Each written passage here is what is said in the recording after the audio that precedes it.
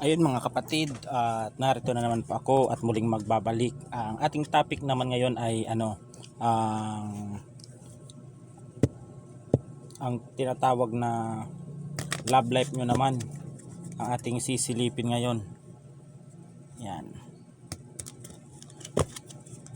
Titignan natin ngayon ang inyong love life. Kung ano nga ba ang inyong love life sa ngayon. At ako po ay nagpapasalamat sa isang sa OFW yan na nagbigay upang pambili ng mga card dito. At ako ay pinagpapasalamat sa inyo, di ko na po babanggitin ang inyong pangalan. Talagang siya po ay nagustuhan niya po yung mga aking mga mensahe sa kanya at totoo daw po. Ang aking inabel na mga kapatid na mga baraha ay about po sa spiritual. Sa susunod na po ako pag nakaipon ulit ako ng sa susunod, kasi itong ngayon yung inabel ko ay dinonate lang po yon ng isang OFW na kababayan natin. Yan. At ipapakita ko po sa susunod yung mga dadating na mga baraha. At ito mga kapatid, yung sa susunod na ako bibili pag meron na ulit ako naipon, at aabil tayo ng sa mga baraha na pang love life naman. Yan, ito lang kasi yung isang baraha ko na about sa love life mga kapatid. Yan.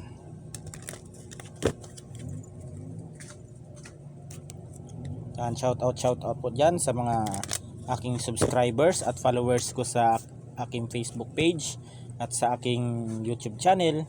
At masasabi ko lang po, hindi po ako magsasawang magbabahagi ng mga mensahe sa inyo. Yan, basta hindi lang po talaga ako busy. Yan.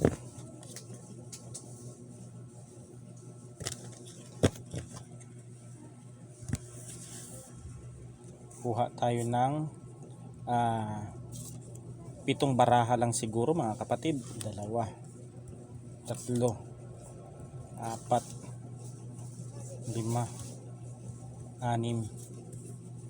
7. Kasi itong card na ito ay talagang manipis lang po itong card na inabil ko po. Yan. Mas maganda po sa mga psychic po kayo bumili ng inyong card.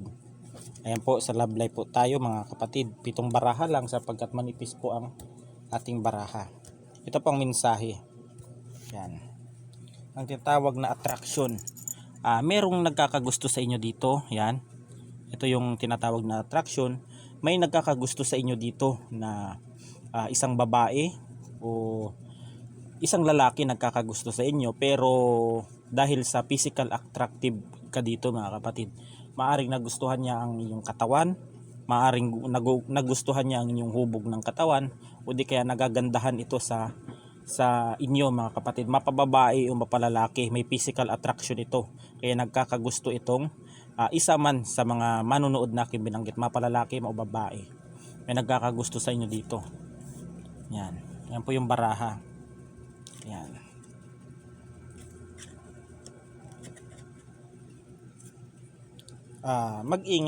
Mag-ingat dito kapatid sa taong ito, dahil darating ang araw dito mga kapatid, at wag po kayo basta-basta. Kung mayroong mang papasok sa inyo na sa mga single ngayon, kung mayroong mang papasok sa inyong buhay, ay kilatisin nyo muna. Maaring pagkatapos nitong makuha ang kanyang ninanais sa inyo, ay maaring iiwan kayo ng lalaki na ito, at ito ay magsasuffer. Ayan, ito lang ang ma-advise ko sa inyo mga kapatid. Ang pag-ibig po ay hindi po minamadali yan. Kusa pong dumadating yan mga kapatid.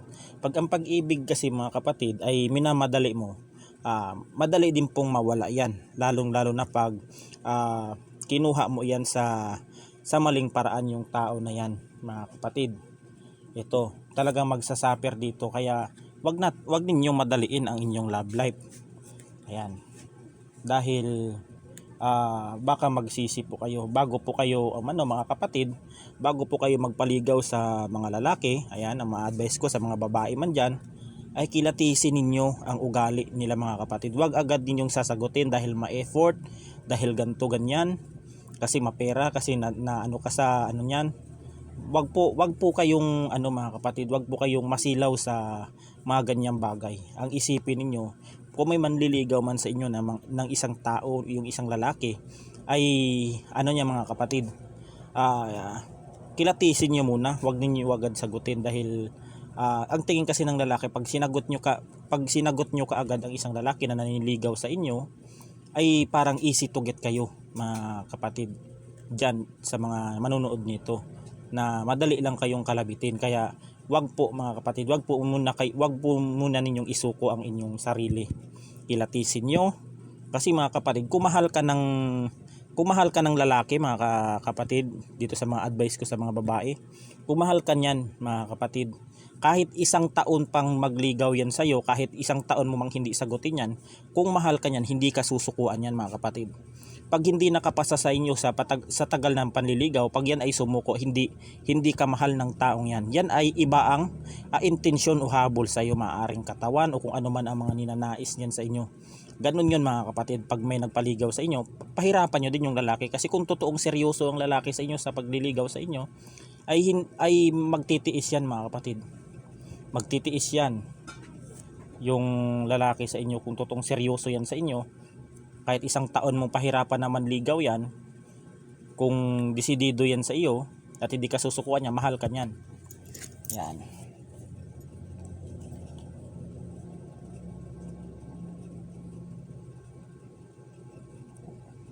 Itong fidelity. Ang fidelity naman ito mga kapatid ay meron siyang ibinigay sa inyo, meron siyang ibibigay sa inyo na maging alaala sa inyo mga kapatid sa pag-alis niya.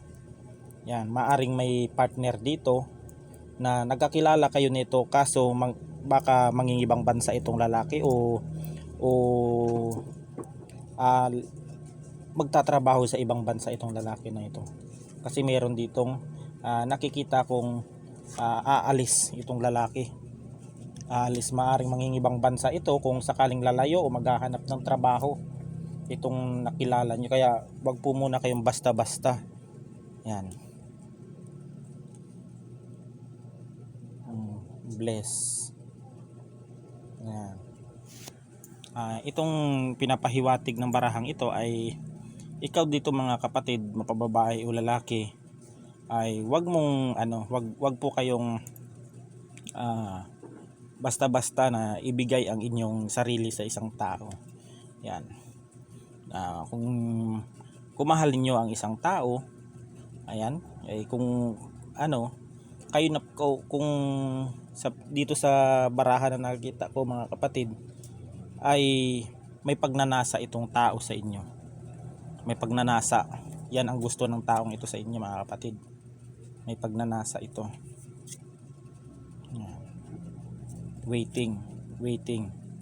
Itong waiting na ito ay mga kapatid, kung totoong mahal ka nito mga kapatid, maghihintay ito sa iyo. Itong itong mensahe ng baraha. Kaya kung mahal ka nito, ay rirespetuhin ka nitong tao na ito. Yan.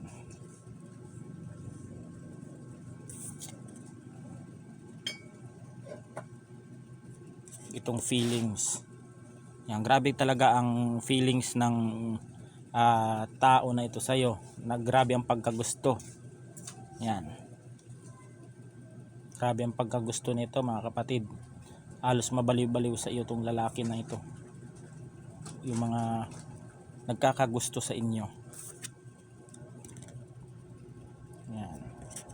Kung kayo man ay magiging magkarelasyon itong lalaki na ito, ay maraming pagsubok na dadating sa inyo. Meron din, may mga nakikita ko dito na merong mga